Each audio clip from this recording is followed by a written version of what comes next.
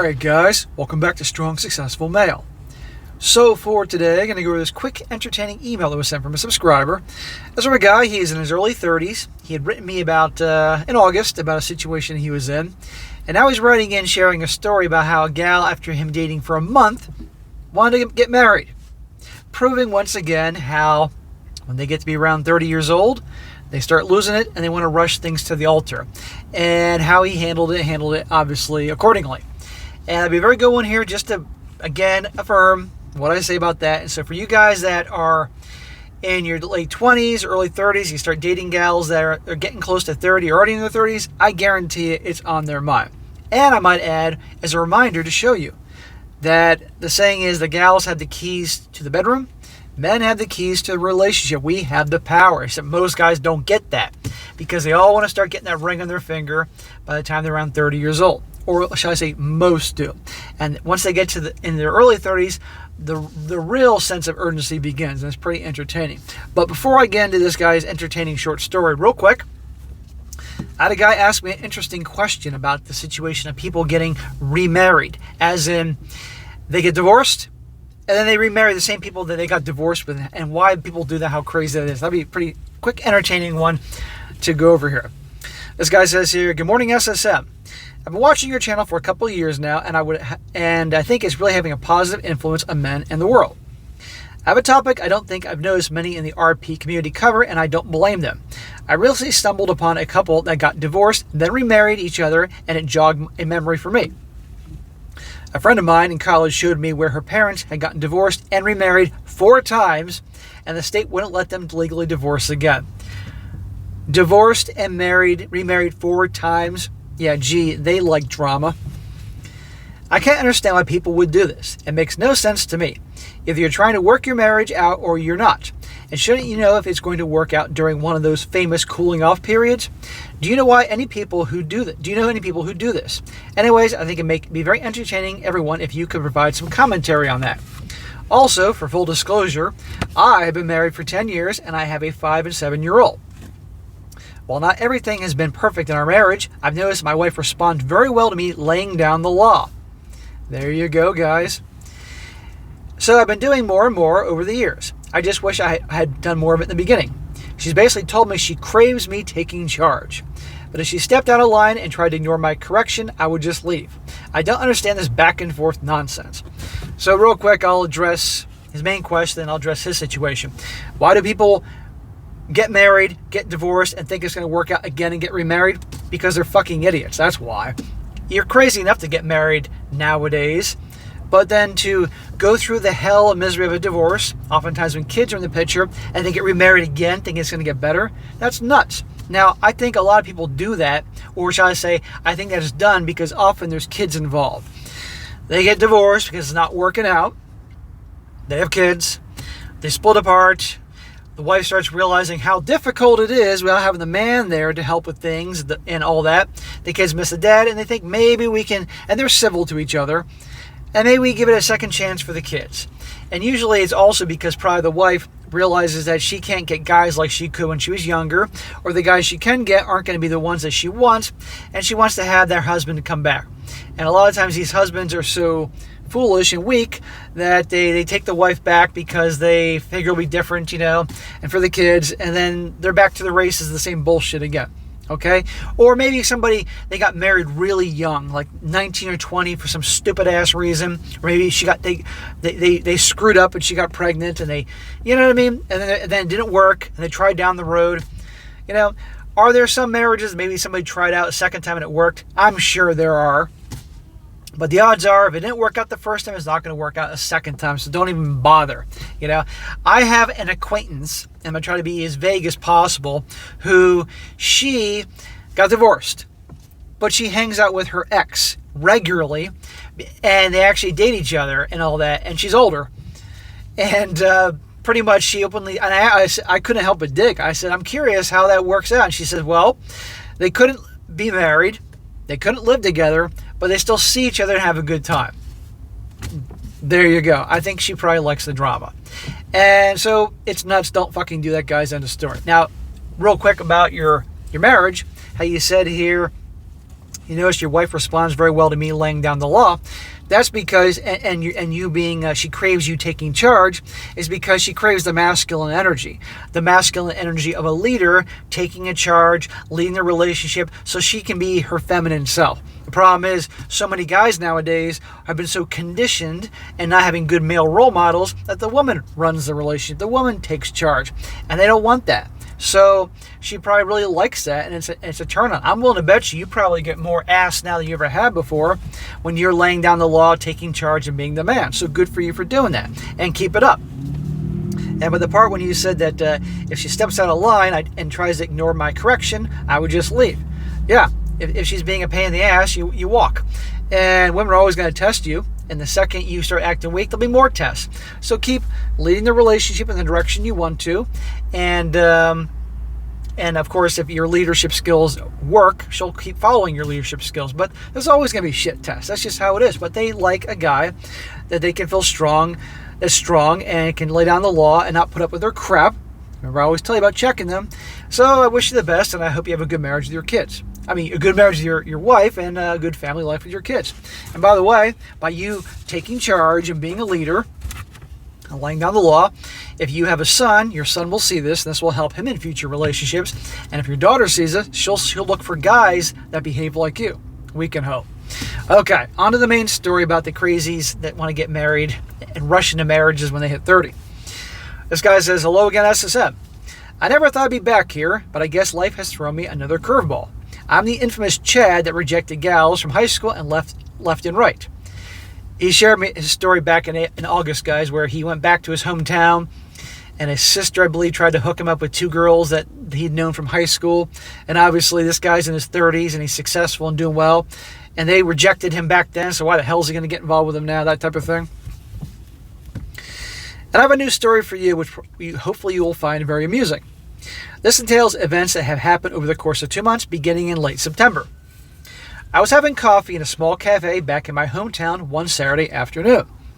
I had my laptop up, figuring I could write some code while I was at it. Here come the sirens. I can't escape them. 15 minutes had passed when I heard a voice say, "Hi, Calvin. Calvin, right?" I looked up slowly and saw a cute blonde woman with big brown eyes looking at me, smiling. "Hey," I said in a puzzled voice, "how are you?" She says, "I'm Samantha, Brittany's friend, don't you remember?" My mind was still blank as I had been engrossed in my work. Then the realization of who she was hit me like a ton of bricks. I leaned back. Brittany was a name I hadn't heard in a long time. She was the beautiful soul that just dumped me for someone else without much of an explanation. Her friend here, Samantha, was one of those under-the-radar girls in high school that didn't speak much with anyone outside her friend group, especially to me. When I was dating Brittany, I chalked it up to her being shy. Okay, so this is a girl that's friends with a girl who you dated back in high school who just abruptly dumped you, and now you're older, and you're doing well, and you're a man in your early 30s, in your beginning of your prime, and she's looking out, and she's, "Hi." Amazing how that works. Anyway, I invited her to sit at my table, and we started talking. She had just recently started practicing as a doctor after graduating with a PhD in biomedicine. Wow, that's pretty cool. And I'm sure she has a whole lot of debt. "Wow, that's awesome," I said. Then she asked me, "By the way, did you ever get to speak with Brittany after you broke up?" "No, I didn't speak with Brittany after you broke up because she broke up with me, gave me no reason." I'm saying that, not him. "She told me that she felt guilty for the way she had treated you." Yeah, I'm sure she felt real guilty. I rolled my eyes to the back of my head and said she hadn't. Right, sure, she felt guilty. Eventually, Samantha got up to leave and asked to meet up at the bar next Sunday night. I agreed, we exchanged phone numbers, and she left. Okay, I guess you're figuring, what the hell, let's just see where this goes. Maybe I'll get laid out of this. This guy has demonstrated in his last story that he's not going to get roped in by these gals, so he's figuring, what the hell, this could be interesting. Sunday evening came and we met at the bar. I must admit, she looked great. I'm not going to say gorgeous because I can practically see you shaking your head in disappointment, SSM. I'm not going to be disappointed or want to smack you for saying she looked hot. I'll be disappointed and want to smack you if you treated her in a way that because of her hotness, you treated her like she was something special. That's when I would smack you. Anyway, we embraced, and she said, "Look at you. You clean up really nicely," with a cheeky smile. I replied, "Thanks, I think so too." She chuckled, and we got to our table. We had a great night. Nothing happened, but at this point, I was very much attracted to her. Be careful, senor. Now, when you said you got a table, did you go for a drink or two? Were you going on for a full-fledged dinner, which I tell you don't do on a first fucking date?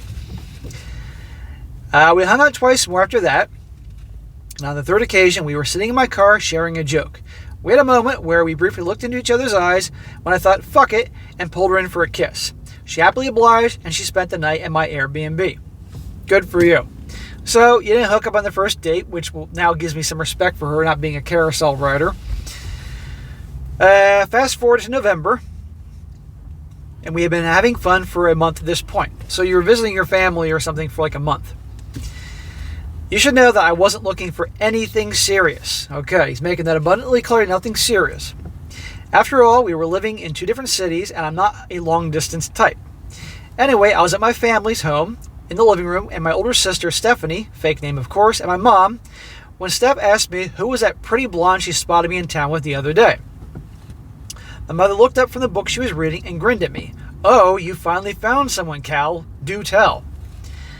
Women love to gossip. She and Stephanie both laughed. "No, Mum, she's a friend. I don't want to be shackled down until I built my own Iron Man suit and a bigger rocket than Elon."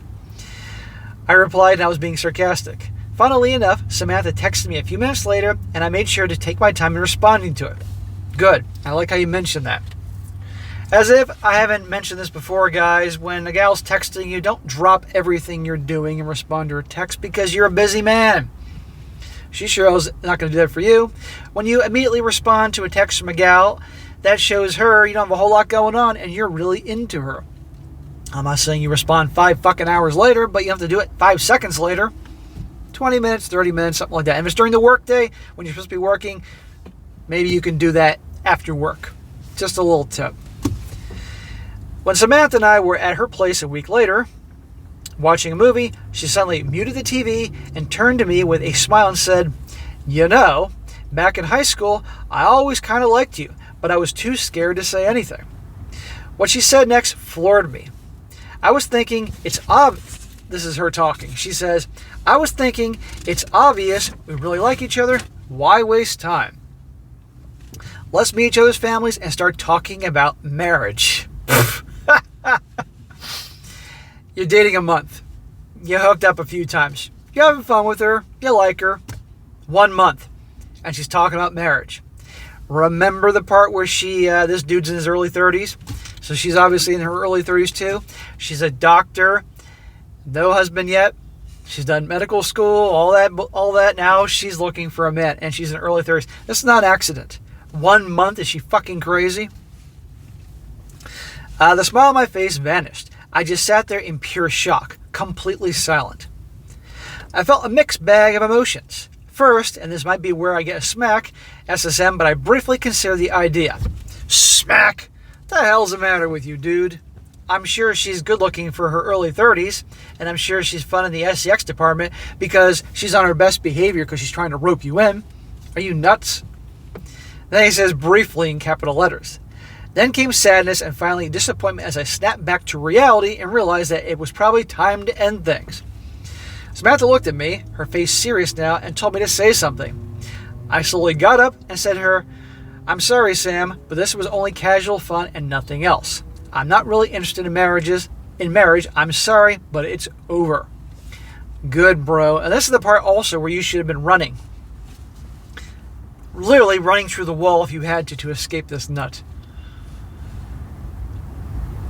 She says, "Calvin, we're meant to be together." Can't you see? She also says, "We've only been..." That's what she responded. "We've only been seeing each other for a month," I said. She then got up, her face flushed with anger, and yelled at me, "Oh, so I'm nothing to you then? I'm just a piece of meat?" So she wasn't crazy enough for asking you to get married after 1 month, or talk about getting married after 1 month of dating. Now she's twisting around and going full-blown psycho.